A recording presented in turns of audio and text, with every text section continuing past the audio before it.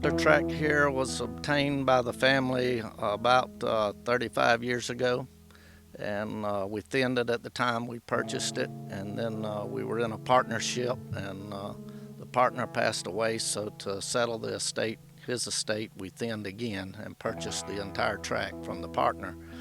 And that was probably about 25 years ago when we thinned it.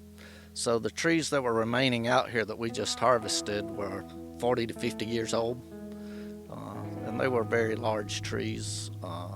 Some of them almost too large. The modern mills now are consolidating their machinery. They want a uniform tree that's about 20 to 22 inches in diameter.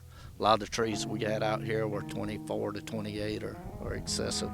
And it's getting to the point where the modern mills won't take the large timber.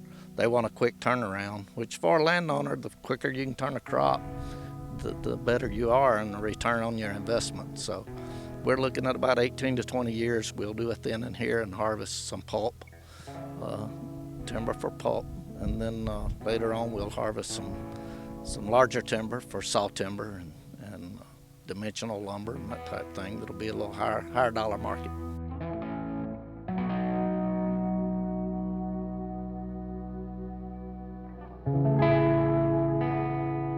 You got to look at perspective of life. You know, you plant for your kids and future generations. And I might own the land here today, but I'm just borrowing it from a future generation. I've got to leave it in good hands for them.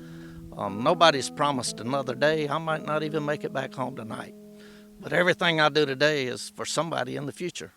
So as farmers, we have to take care of the earth, take care of the property, and invest in it so that we can leave it in as good or better shape than we found it for the next generation.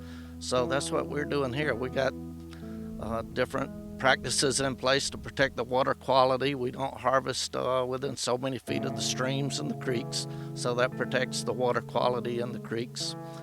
We put things in place to protect erosion and runoff.